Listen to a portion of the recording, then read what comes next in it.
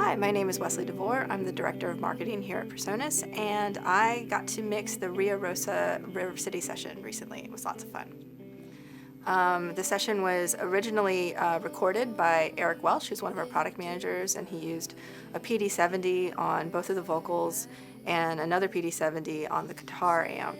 And the PD-70 is great for recording in live situations because it has really good isolation. We also make the PX-1, which is a large diaphragm condenser microphone, and those are great when a vocalist is in the booth, or if it's an acoustic performance with like just vocals and guitar, like vocals and acoustic guitar, because then you could put a large diaphragm mic like the PX-1 on the vocal, and then a couple of small diaphragm condenser mics like the PM2s on the guitar, and you're going to get a really good sound that way. You don't really have to worry so much about the isolation in that situation because it's not going to be as big of a deal.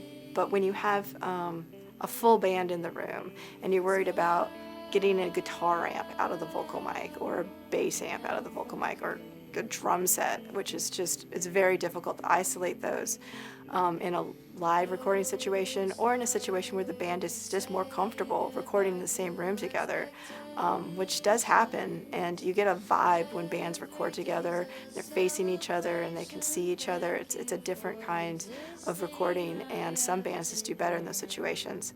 And that's where a mic like the PD-70 comes in, because it isolates everything else out of the room except the vocal, and you don't have to do as much gating. You're not going to have to worry about as much bleed. And when you have a situation too where you have two vocalists sitting fairly close together, that's very difficult because inevitably one vocalist is going to be louder than the other, and then that vocalist is going to get picked up in both mics, and then you have to do a ton of automation to make sure it balances out, worry about phasing. It's a whole thing. So the PD-70 just eliminates those issues.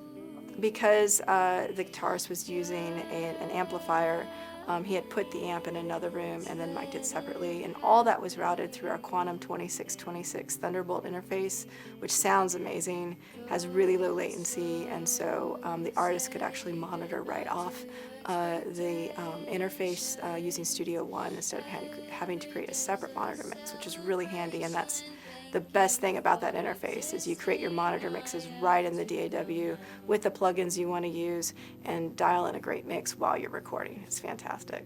So I mixed the session in Studio One 5 Professional, which comes with a ton of great plugins.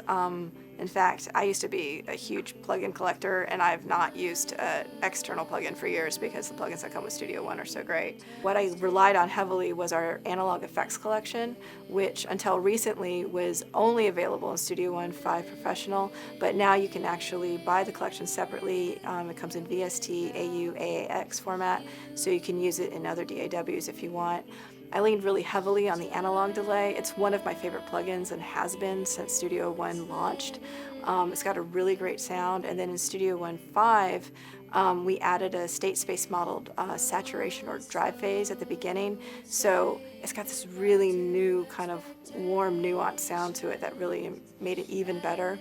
It's also got a cool thing that you can do with the LFO filter, which adds a little kind of chorusy effect to it, so you can get that kind of nice warble that you want with a chorus without having to add a chorus in the mix, which can kind of make things a little watery.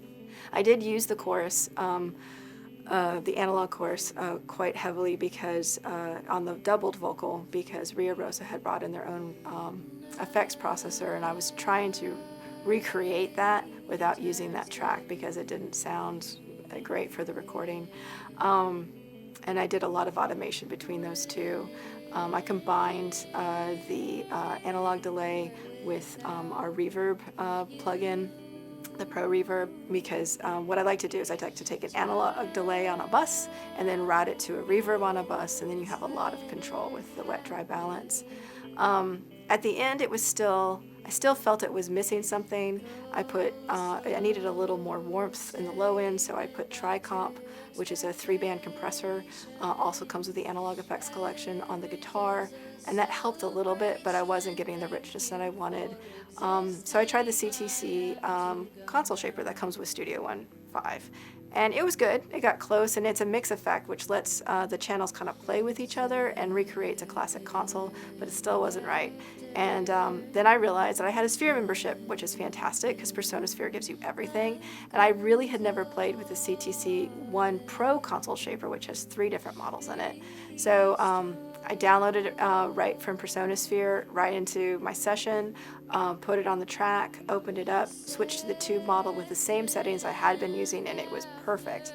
Just the right amount of distortion, just the right amount of noise, and the crosstalk gave this nice kind of push and pull between the vocals and guitar, which is exactly what I was looking for.